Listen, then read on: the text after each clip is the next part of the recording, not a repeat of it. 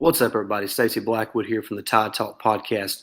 Real quick before we dive into today's video, make sure that you hit that subscribe button so you don't miss a single episode here on our YouTube channel. Get in the comment section below. Tell us what you think about this episode, about the topics of discussion, maybe your thoughts on what we're talking about, and then leave us a comment also on future topics that you might want us to discuss here on the Tide Talk podcast. All right, let's get started with today's video. Roll Tide.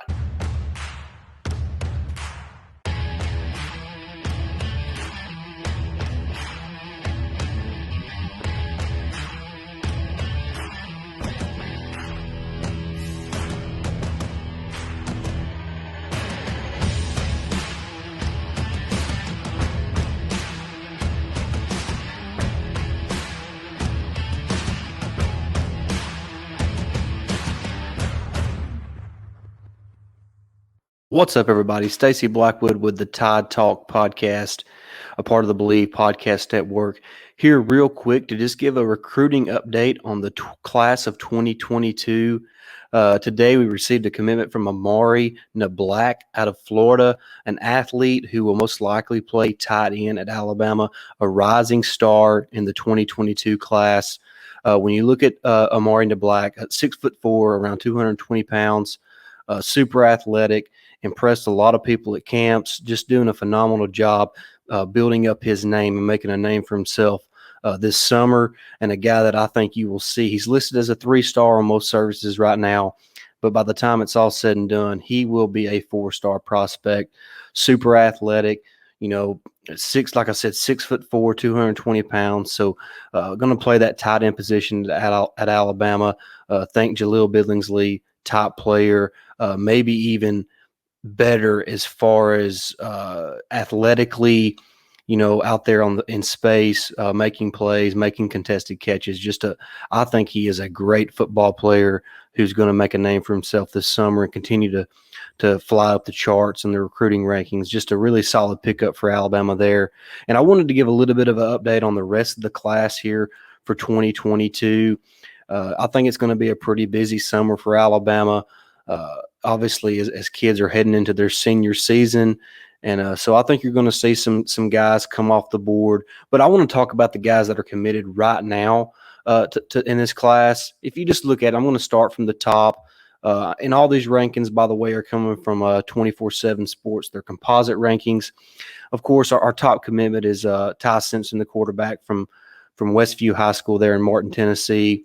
The number 3 ranked quarterback there, number 25 ranked national player, really good quarterback, a lot of upside, a dual threat type guy, but he doesn't run to use his legs. He moves around the pocket to make plays with his arm, and he has all the arm talent that you're looking for.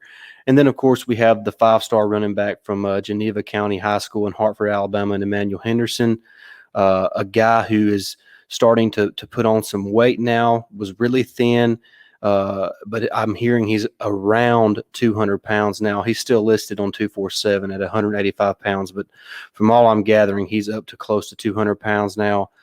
So by the time he gets to Alabama, he's going to be well over 200 pounds. So a guy that's electrifying with the football in his hands. And he's also a guy that I could actually see playing other positions besides running back. Obviously, I think the first shot he's going to get is at running back, but a guy who's super athletic, can make plays all around the field, and to me isn't just set at running back. You could see him moving positions on down the road, but he would be a great running back, and he's a great addition to this class. And then the next guy is another running back, 2 running backs that I think are fantastic in this class. The next guy is Le'Veon Moss out of Baton Rouge, Louisiana. I wonder how sick LSU fans are of Alabama coming into their own backyard and stealing some of the best prospects in the entire country. I mean, you're talking about Le'Veon Moss, who's ranked as the 5th best running back in this 2022 class, the number 80 overall prospect in the class, 6 foot, 190-pound running back, just a smooth runner, just a naturally born running back. I mean, to me, running back is a position that you're either born to do or you're not. He is born to play running back at a high level, and I have no doubt that it wouldn't surprise me if he could He's already ranked number 5 overall at his position, but I think he could actually move up a couple spots there in these rankings. I think he is a natural runner with great instincts, and he will make a name for himself in Tuscaloosa. He's a really good football player. And then next we have an in-state guy from Williams High School there in Mobile, and Robert Woodyard, inside linebacker, 6'1", 210 pounds or so. Another instinctive football player.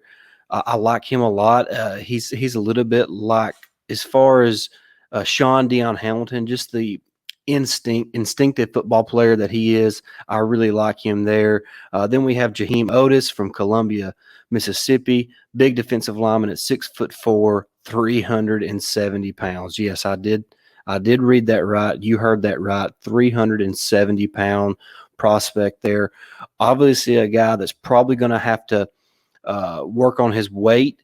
Anytime a high school prospect, especially on the defensive line, is that heavy, they're going to have to work on their body and work in the weight room and get a little better shape. Not that he's not in shape, but just a more physical, ready, SEC ready shape for Jahim Otis. Just a big body guy. And we've talked about tight ends and defensive linemen. Those are really developmental positions because most of the time when you're that big and tall, it's hard to really reach your full potential athletically when you're already that big at such a young age. So when I look at defensive linemen, when I look at tight ends, when I look at offensive linemen, those are guys that you have to develop. Rarely do they come in and are right away superstars. You have your, outliers, but, like Evan Neal, he was a superstar from the moment he stepped on campus there. But when you look at guys that are that big, they have to develop not only their bodies, but they have to learn to be, that athletic while maintaining that size. So it's a developmental process. It's not like the running back position. Like I mentioned, I think guys are just born to play running back. I think tight ends are made. And, when you look at guys like, the couple tight ends, we have Elijah Brown and now Amarinda Black. Those guys are going to be players who develop into really good football players and good tight ends at the University of Alabama.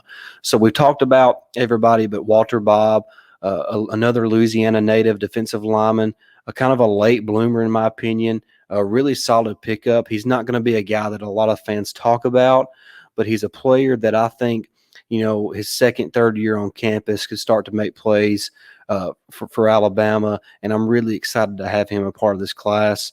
A lot to look forward to in this class. I mentioned Elijah Brown and Amarinda Black. They're the last two guys there as far as in the order of the rankings. Two tight ends there. They list Amarinda Black as an athlete, and he is an athlete, but he will play tight end at Alabama. Really excited about the two tight end commits that the Alabama has for this class, because if you look at it this year, Jaleel Billingsley could leave early, and of course Cameron Latu could also leave, because I'm expecting big things from him as well. He's a really talented guy, and he kind of broke out this spring, the only player to score a touchdown in all the scrimmages, including A-Day. So excited to see what Cameron Latu can bring this fall to Tuscaloosa. We know what Billingsley is about. He kind of was the fourth option for Alabama this last season and made big plays, big catches, big touchdown catches. So excited about the tight end group that we have. And, of course, Major Tennyson is there, and Robbie Outs, a freshman, is somebody to watch out for this fall as well at the tight end position. Really excited about this 2022 class. Plenty of guys left on the board. We'll get into that a little later, but I just wanted to give a real quick update on the status of the 2022 class. Right now, it's 11th ranked nationally with a lot of room to go. Just 8 commitments. Right now, we rank 3rd in the SEC according to 247, but a long way to go. I expect Alabama to be right there in the thick of things for the top 3 class. So it's exciting time. Really excited about this class and the potential that what this class can be. A lot of big names left on the board. Walter Nolan, who I think is the best prospect in this entire class. When you just look at guys who could have the most potential as far as overall. I mean, you look at a guy who's as big as he is on the defensive line. He has first round, top 5 talent, NFL draft potential written all over him. And I think Alabama is in good shape for him. Like I said, we'll talk more about the guys who have not yet committed a little later on. But I did want to give an update on who has committed so far to Alabama. 8 commits so far, part of this 2022 class. More to come this summer, I believe. And the truth is, the 2021 class may not be done yet. Of course, JTT is still available, and we'll see what happens with that situation. All right, guys, I'm going to head out now. I appreciate everybody listening. Y'all take care. Roll Tide.